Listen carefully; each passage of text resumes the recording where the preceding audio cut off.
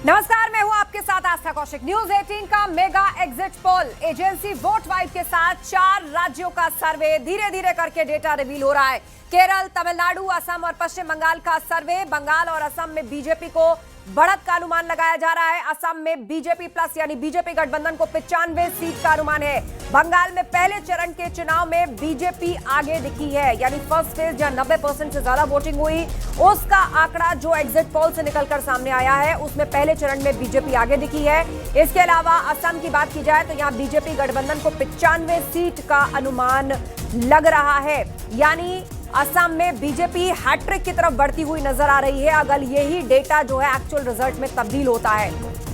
इसके साथ आपको बता दें कि केरल, तमिलनाडु, असम और पश्चिम बंगाल का सर्वे, जिसमें बंगाल और असम में बीजेपी को बढ़त, 95 सीट का अनुमान बीजेपी प्लस को असम के अंदर, और बंगाल में पहले चरण के चुनाव में बीजेपी आगे दिखी है।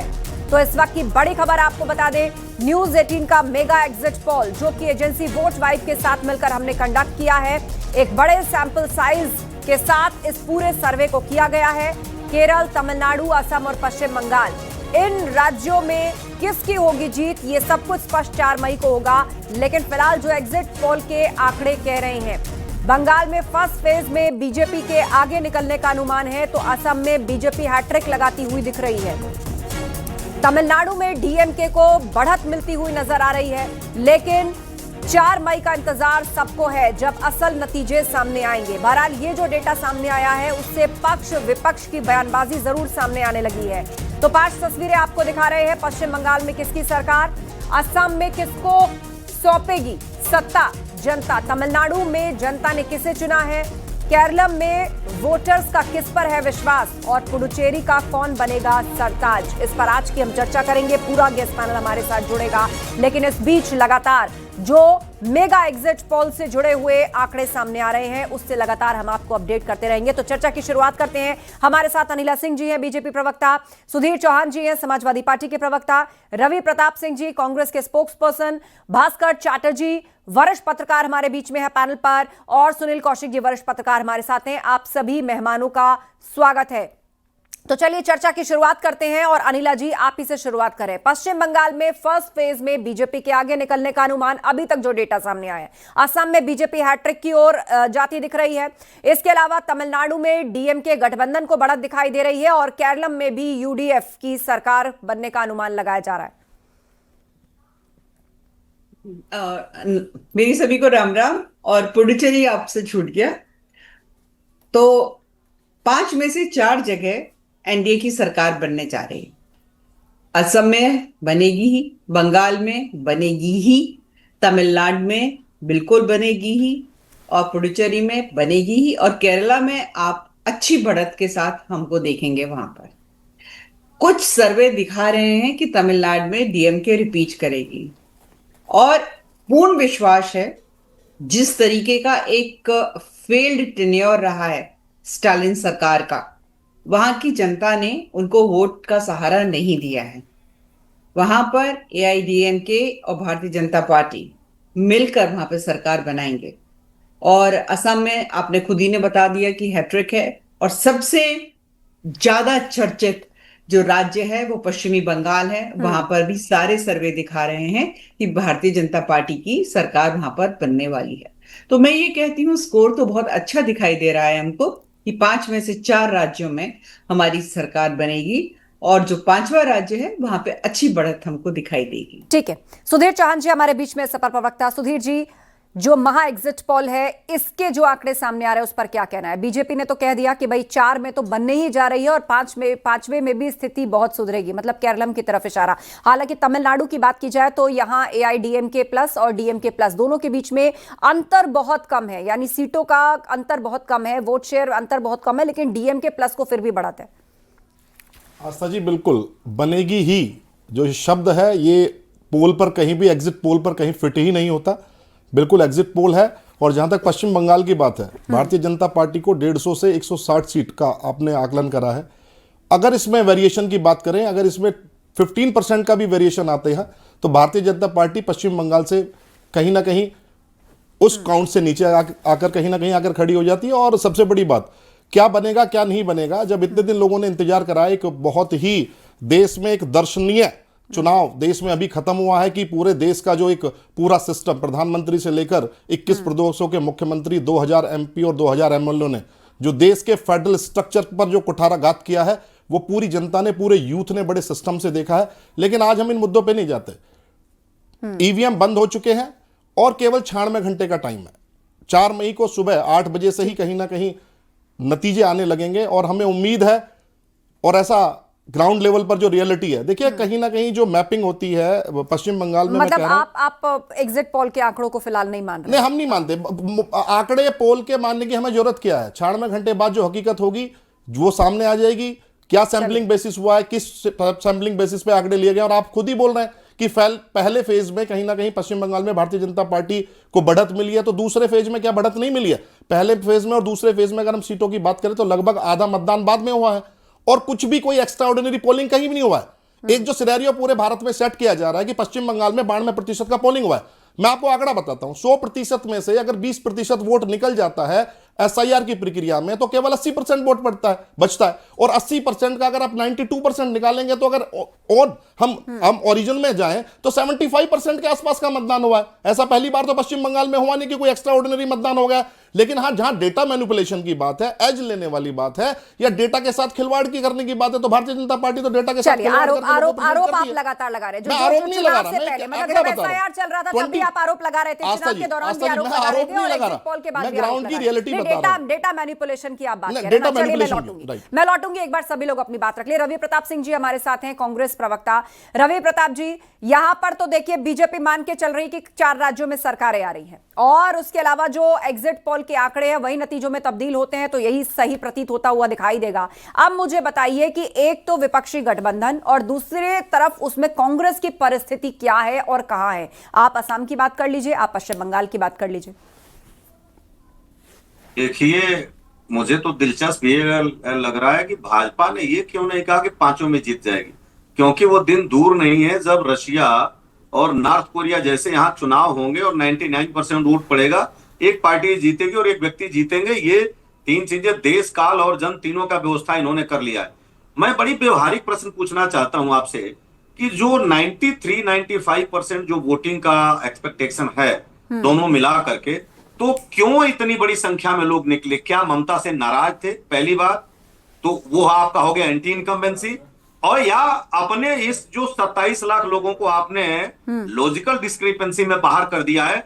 तो लोग, मैं कल देख रहा था कि करीब करीब 2000 किलोमीटर कार चला के गए वोट डालने के लिए। वो इसलिए नहीं गए कि भाजपा को लाना है, वो इसलिए गए हैं कि अगर 27 लाख लोग जो आज लॉजिकल डिस्क्रिपेंसी में है, अगर ऐसा ही हुआ तो कल को हमारे साथ क्या होगा? तो निश्चित रूप से जिन लोगों ने ये आयाम खड़ा किया है उनके जीवन के आगे, उनके विरोध में वोट डालेंगे। अब कभी कहा जाता है कि अगर बंपर वोटिंग होती है तो ये एंटी इनकम्बेंसी होती है।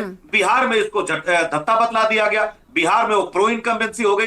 अब बताइए, 2,40,000 आपने जहां सिक्योरिटी फोर्स को लगा रखे हैं, सिक्योरिटी फोर्स पूरे 3,40,000 लगे थे देश में 2024 में, उसके बाद भी अराजकता हो रही है। और आज कह रहे हैं कि रोहिंग्या आ गए, घुसपैठ, अगर सारा कुछ आ ही गए तो 12 साल से मोदी जी क्या कर रहे थे? क्या कोरोना में थाली बजा रहे थे? सरकार को बर्खास्त कर देना चाहिए था, बर्खास्त कर देना चाहिए था। और किस तरह से तंत्र पे कब्जा किया जाता है। आस्था जी, ये बताऊं कि जब मोरल कोड ऑफ कंडक्ट में होम मिनिस्टर ने दिया है कि कितनी कंपनियां वहां होगी, कब तक रहेगी, ये निर्णय लेने का अधिकार होम मिनिस्टर के पास नहीं है, यह है इलेक्शन कमीशन के पास। लेकिन होम मिनिस्टर कहते हैं कि 7 दिन तक रहेंगी।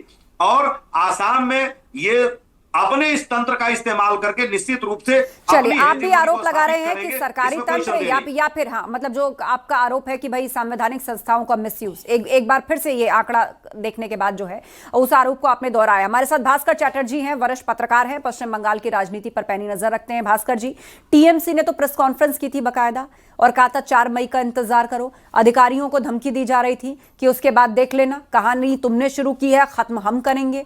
लेकिन ये तो देखिए कहानी उल्टी पड़ती दिख रही है बंगाल में। मेरे को थोड़ा टाइम दीजिए, क्योंकि मेरा हिंदी अच्छा नहीं, सबसे हम माफी मांगते हैं। जे election is a not a linear process, it's a multi linear process. तो ऐसे पहले तो बधाई देना चाहते हूं इलेक्शन कमीशन को बंगाल का इलेक्शन कब होते हैं, अभी होते हैं। इट्स बहुत सेंसिटिव स्टेट है। इस बार कोई कैजुअलिटी हुआ नहीं, एक आदमी को हुआ, वो इलेक्शन का साथ जुड़े हुए हैं।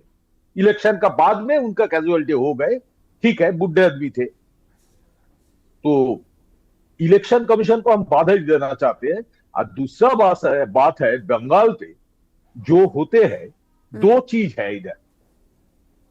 7+ करोड़ वोट है,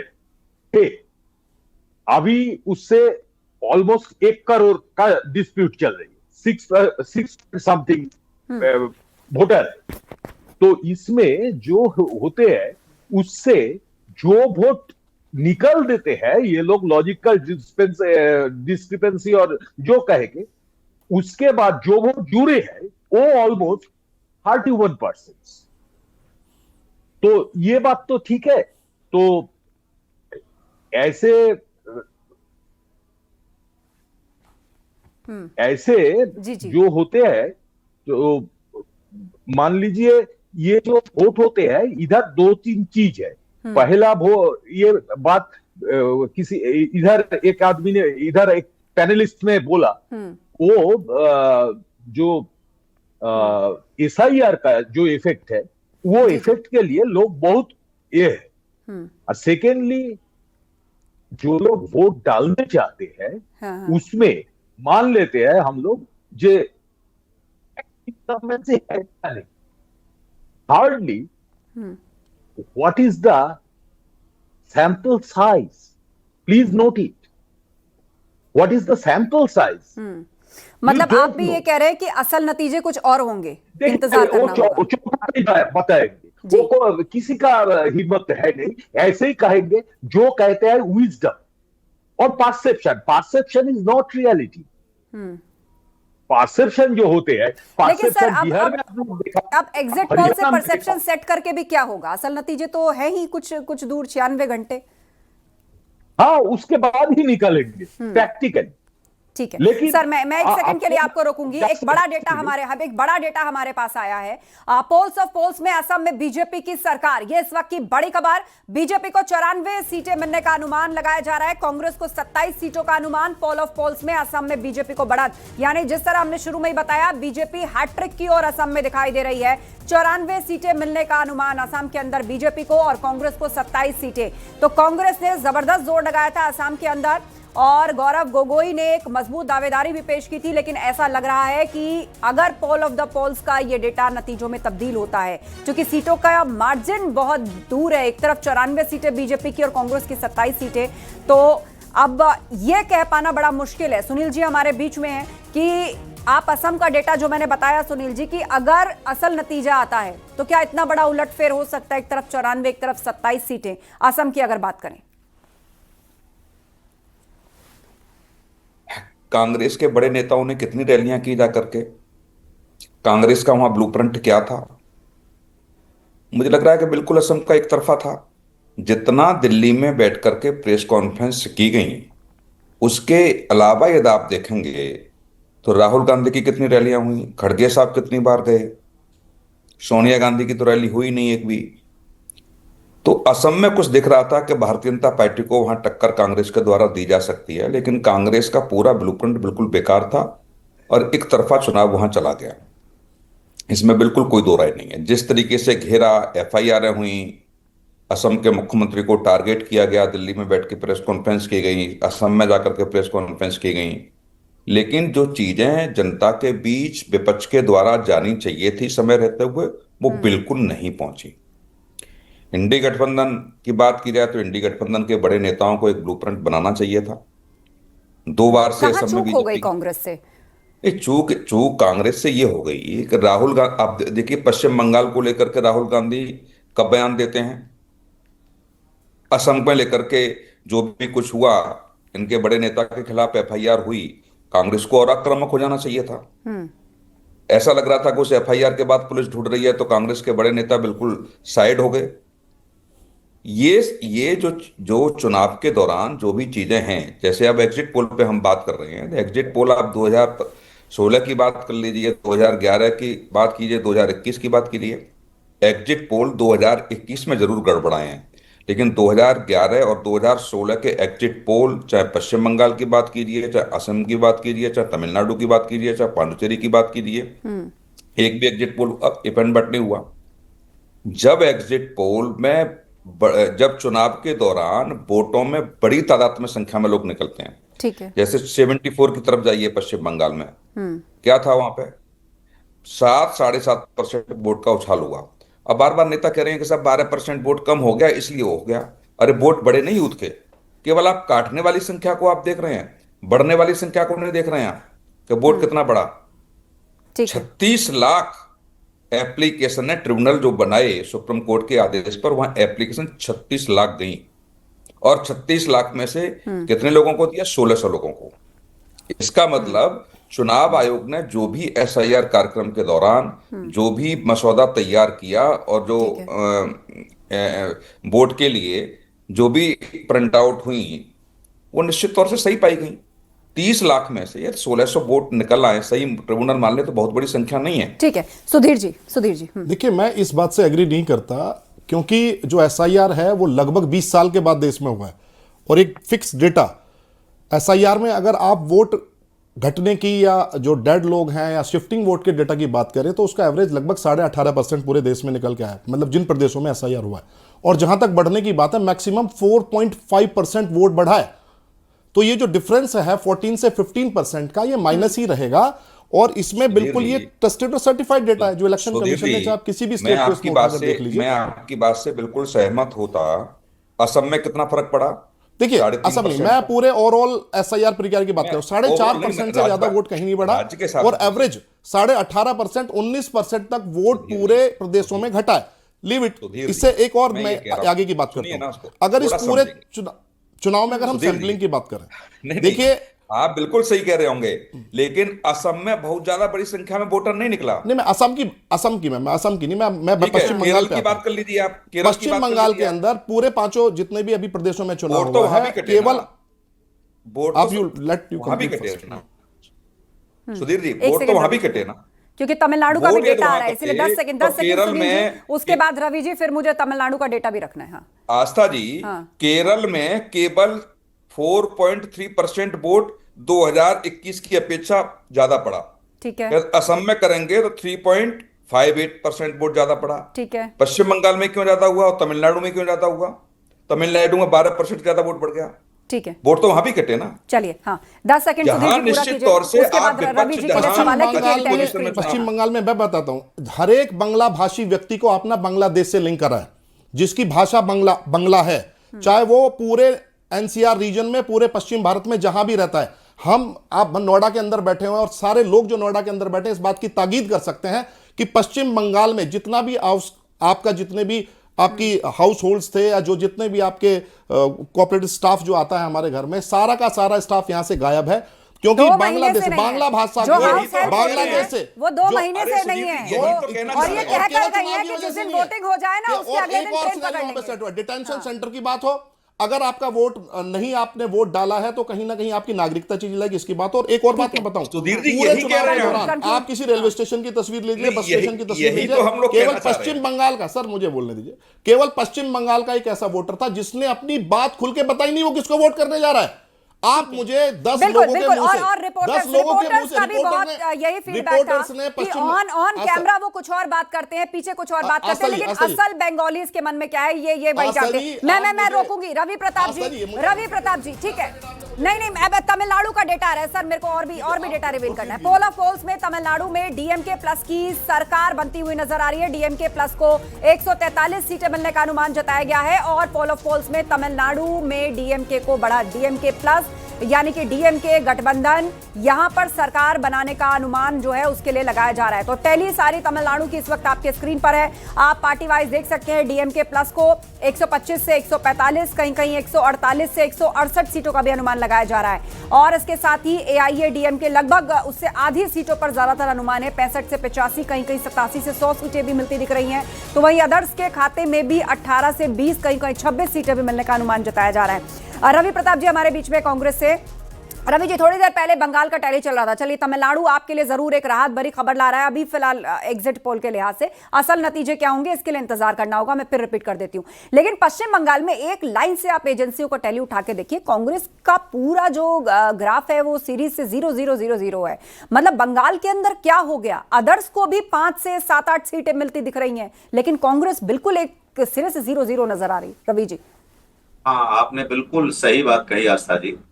हम बंगाल में 3.3% हमारे वोटर थे 2021 के चुनाव, और निश्चित रूप से जब 1977 में हमारी सरकार वहां से गई और लेफ्ट की सरकार बनी तो 1977 तक बंगाल पूरे देश में सबसे ज्यादा पर कैपिटा इनकम करने वाला और लिटरेसी रेट में सबसे आगे था। उसके बाद वहां जब वामपंथ की सरकार आई तो धीरे धीरे वहां से औद्योगिकरण का पलायन शुरू हुआ, और आज आप देख रहे हैं कि 15 साल में ममता दीदी जी ने वो किया कि आज 2,40,000 लगाने के बाद भी वहां पे इस तरह से अराजकता हुई है। मैं ये जरूर कहना चाहता हूं कि इसीलिए हम लोगों ने वहां, ममता बनर्जी हमारी इंडिया गठबंधन में है केंद्र में, उसके बाद भी हमने चुनाव लड़ा, क्योंकि हम एक राष्ट्रीय पार्टी है और हम अगर इसी तरह से वॉक ओवर देते रहेंगे तो हमारा यही हश्र होगा जो हो रहा है। दूसरी बात, अभी मेरे भाई कह रहे थे कि आसाम में क्यों नहीं हुआ, मैं इनको याद दिलाना चाहूंगा कि आसाम में जिस एसआईआर की पद्धति का इस्तेमाल हुआ वो एसआईआर नहीं थी जो और जगह हुआ, और आसाम में 10,56,000 नाम काटे गए और 10,55,000 जोड़े गए। केवल 1,000 का अंतर था, केवल। आप देख लीजिएगा उस डेटा को। और वहां पे बीएलओ जाकर बोला आपके घर में 10 आदमी है, ओके, बाकी जगह आपने इन्यूमरेशन फॉर्म भरवाया, वहां पे नहीं भरवाया। और महाराष्ट्र में यही चुनाव आयोग है जो कहा कि हम एसआईआर नहीं कर सकते क्योंकि निकाय का चुनाव है और हम पूरा नहीं कर पाएंगे। तो बंगाल में ऐसी का व्यवहारिकता हो गई थी कि 27 लाख लोगों अनिला जी आपका जवाब देखिए, आप सबको सुन रही हैं, विपक्षी पार्टियों का वही एक घूम फिर करके सामने आ जाता है कि भाई अभी एक तो असल दिन का आप इंतजार करिए, नतीजे कुछ और होंगे, दूसरा वो सर्वेस पर भी सवाल खड़े करते हैं, तीसरा वो चुनाव आयोग पर भी सवाल खड़े करते हैं और एसआईआर प्रक्रिया पर भी सवाल खड़े किए जा रहे हैं। अनिला जी।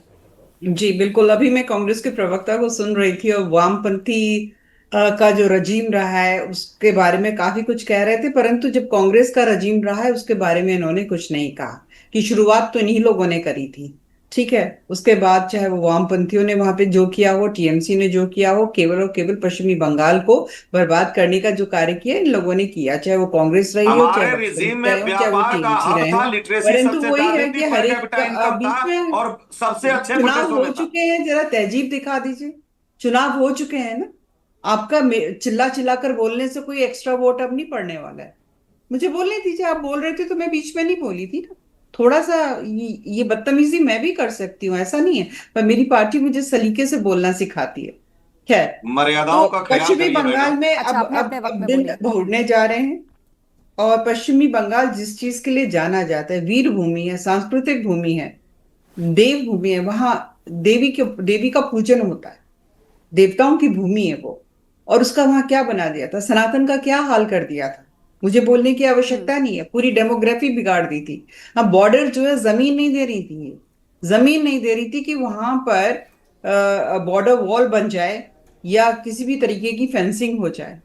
ममता दीदी कोऑपरेट कर ही नहीं रही थी, ठीक है। और जिस प्रकार से बांग्लादेश में जब हमारे हिंदुओं की हत्या हुई है उस वक्त आप देखिए इनका क्या रोल रहा है। अनिला जी 10 सेकंड, क्योंकि केरल का डेटा आ रहा है मेरे पास। जी जी जी बिल्कुल। और जहां तमिलनाडु में जैसे दिखा रहे हैं कि डीएमके प्लस कांग्रेस वहां पे सरकार बनाएगी, मुझे पूरा डाउट है। जिस प्रकार से स्टालिन सरकार ने वहां पे कार्य किया है, मुझे लगता है नतीजे जो है उसके विपरीत आएंगे। और पोल्स ऑफ पोल में केरल में यूडीएफ की सरकार का अनुमान लगाया गया है, यूडीएफ को 77 सीटें मिलने का अनुमान है। तो पोल ऑफ पोल्स में केरल में यूडीएफ को बढ़त साफ 77 सीटें मिलने का अनुमान है केरल के अंदर। डेटा आपके स्क्रीन पर है। पोल ऑफ पोल्स में केरल में यूडीएफ की सरकार बनती नजर आ रही है, और अगर यही आंकड़ा असल नतीजे में तब्दील होता है, यूडीएफ को 77 सीटें मिलने का अनुमान है। और जिन एजेंसीज ने सर्वे किया उन सबका डेटा आपके स्क्रीन पर इस वक्त आप देख रहे हैं। 49 से 62 और 60 सीटें तक मिलने का अनुमान है एलडीएफ को। और यूडीएफ की बात करें तो 77 से 85 सीटें, और किसी एजेंसी ने 90 सीटें मिलने का भी अनुमान जताया है। इसके अलावा भाजपा की बात की जाए तो यहां पर 3 से 5 सीटों के बीच में भाजपा रह सकती है, और कुछ अदर्स के खाते में भी 2 से 4 सीटें आ सकती हैं। रवि प्रताप जी। देखिए आस्था जी, निश्चित रूप से कभी कभी आपके जो पोल है, ये एग्जिट पोल कभी कभी सटीक बैठते हैं और कभी कभी इन पोलों में निश्चित रूप से संदिग्धता होती है। क्योंकि आपने देखा था 2024 में सारे एग्जिट पोल दिखा रहे थे कि एनडीए को 300 प्लस सीटें मिलेंगी, कुछ तो 400 से भी 450 जा रहे थे। हरियाणा में भी जो एग्जिट पोल था वो गलत साबित हुआ, लेकिन बिहार में यही एग्जिट पोल सही साबित हुआ। ये दर्शाता है कि आपका सैंपल साइज कितना था। और जो थोड़ा सा प्रश्न चिन्ह उठता है वेस्ट बंगाल पे, तो जहां आज चुनाव हुआ है, जहां मत पड़े हैं, वहां पिछली बार 123 सीटों पे ममता बनर्जी थी और 17 सीट भाजपा को मिली थी। तो आज का तो पोला पोल हो नहीं सकता, ये बाद में आएगा। लेकिन आप ये भी देखिए ना, लोकसभा चुनाव में भी सीटें बढ़ी हैं भाजपा की। 2021 में अगर बीजेपी पिछड़ गई तो 2024 में उसकी सीटें बढ़ी और अब लगातार बीजेपी वहां ग्राउंड पर बनी रही और सरकार बंगाल में बनानी है, पूरी रणनीति बनाकर उसमें जुटी रही बीते लगातार कई सालों से। सभी मेहमान हमारे साथ लगातार जुड़े हुए हैं और एक एक करके सभी 5 राज्यों का डेटा आ रहा है और उससे लगातार आपको अपडेट करेंगे। एक छोटा सा ब्रेक, जल्द लौट रहे हैं। सभी मेहमान हमारे साथ हैं, चर्चा जारी है।